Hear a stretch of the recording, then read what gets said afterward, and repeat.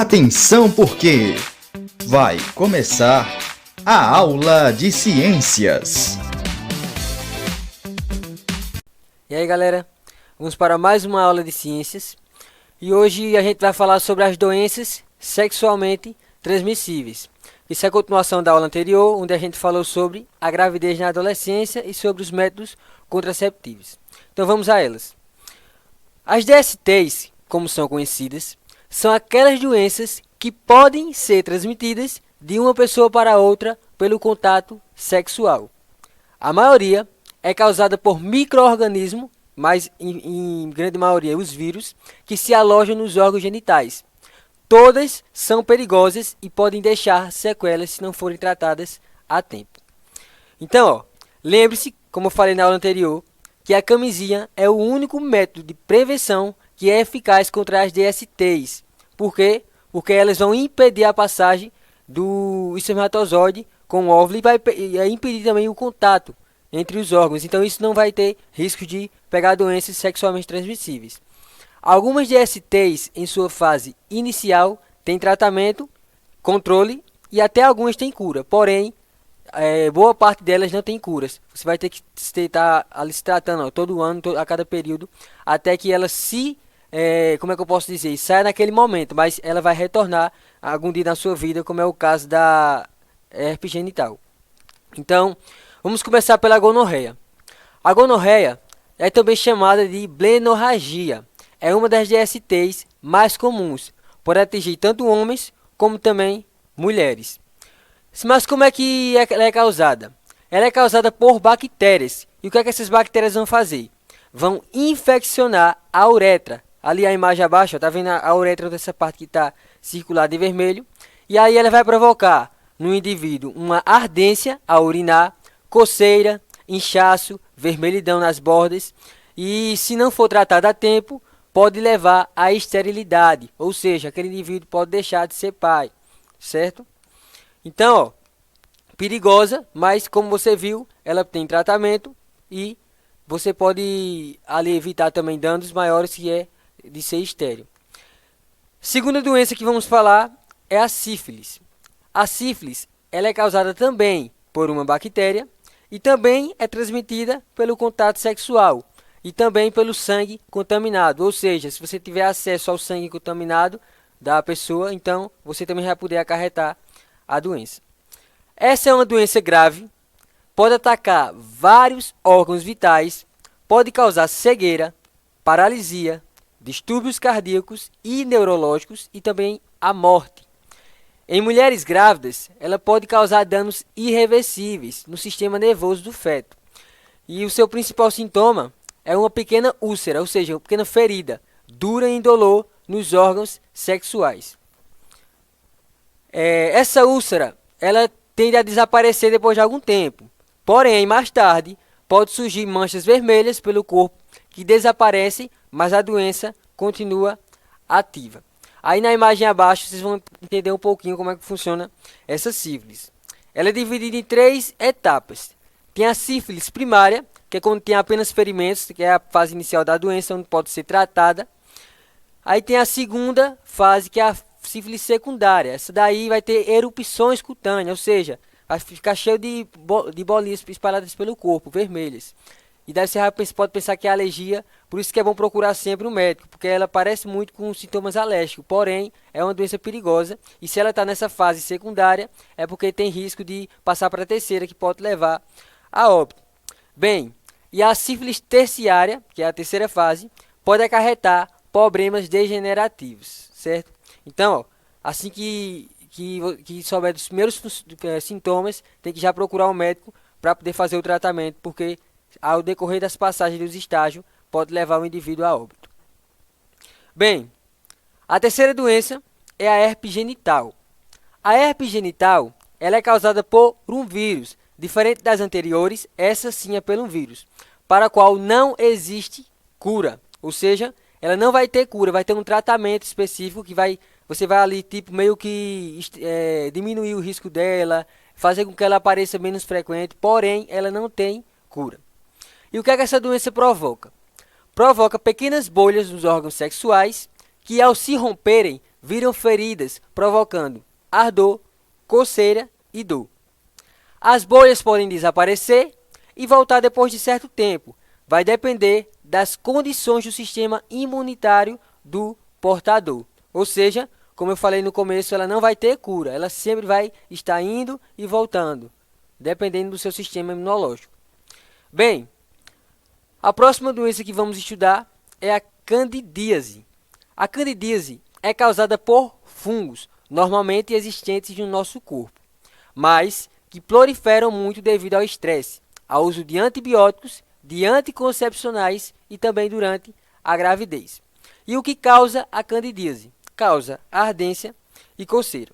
Bem, no caso da candidíase, ela vai ser também transmitida pelo contato sexual, porém, ela pode acontecer por roupas íntimas compartilhadas, tá vendo? Ela é bem assim, o contágio dela é bem elevado, o índice de contágio.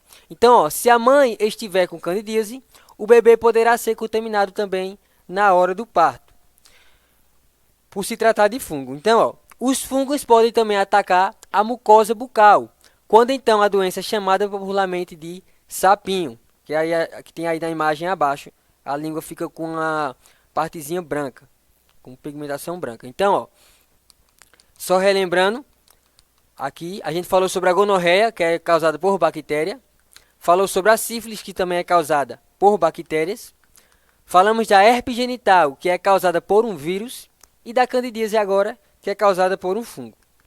Agora vamos falar sobre o condiloma acuminado. Esse tipo de doença ela é causada pelo vírus HPV, que é o papiloma. Tem vários subtipos. Pode ser transmitido à mulher e ao homem também, sem que esse manifeste sintomas, ou seja, pode ser transmitido à mulher só que só pelo homem, ou seja, o homem não vai apresentar sintomas, sendo por isso chamado de portador assintomático. Então, ó, quando o indivíduo ele tem a doença, mas ele não tem sintomas, ele não é afetado pelos sintomas da doença, ele se chama um portador assintomático. Então, no caso dessa doença, o homem é um portador assintomático. Ele pode transmitir a doença para a mulher, porém, ele não vai sentir nenhum sintoma. Bem, e quais são os sintomas? Os seus sintomas são aparecimento das verrugas, muitas vezes microscópicas, nos órgãos genitais.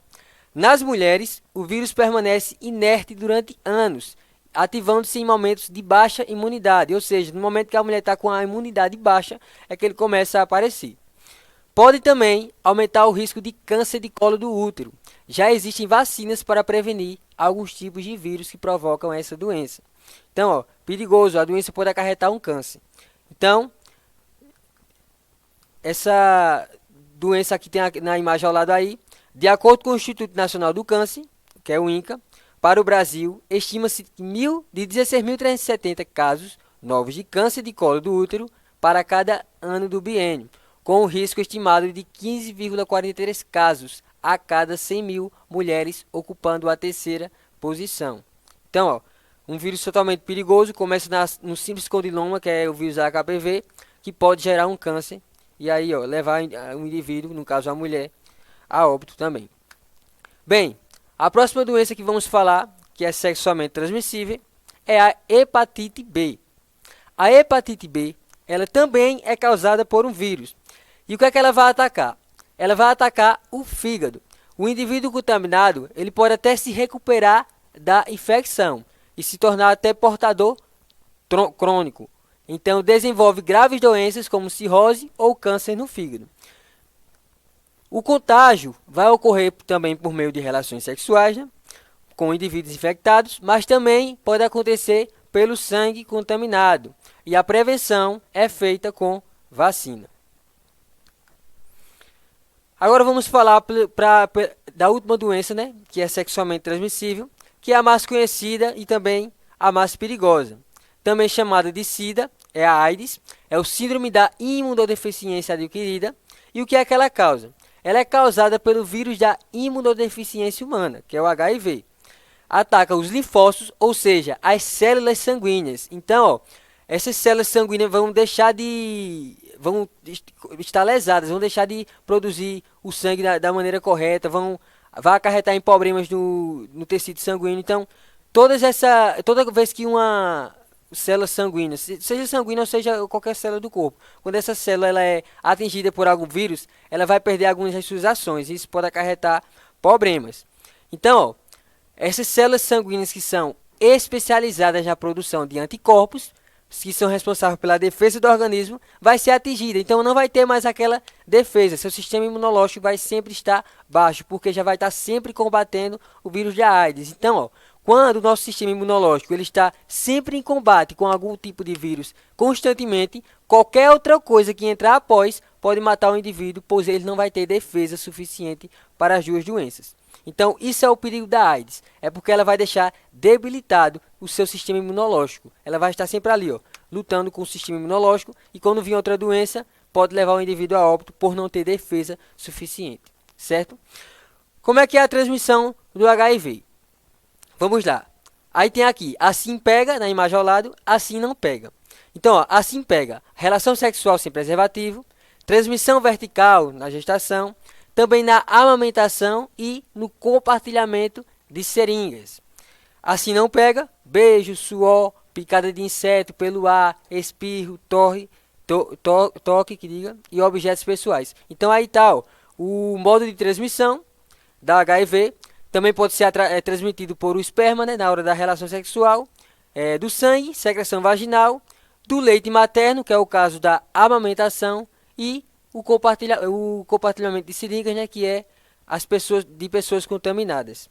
Então, pessoal, vocês leiam com atenção essa imagem aí, porque isso aí é o meio de prevenção dessa doença que é perigosíssima. Então, ó, o vírus pode ficar durante vários anos no organismo de uma pessoa sem se manifestar. Vou repetir, ó.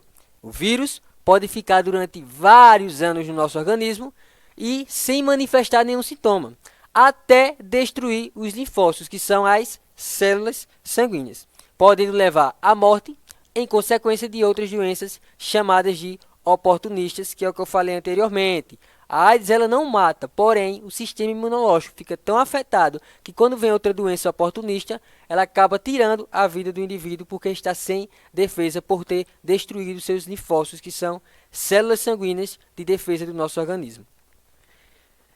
Mas não, vamos ver agora como a gente pode prevenir, né? Já sabemos que a camisinha, né, é um método eficaz. Porém, ó, existem medicamentos capazes de prolongar a vida do paciente com AIDS, melhorando sua qualidade de vida. Lembrando, não tem cura. Porém, ó, já existem medicamentos capazes de prolongar a vida do paciente.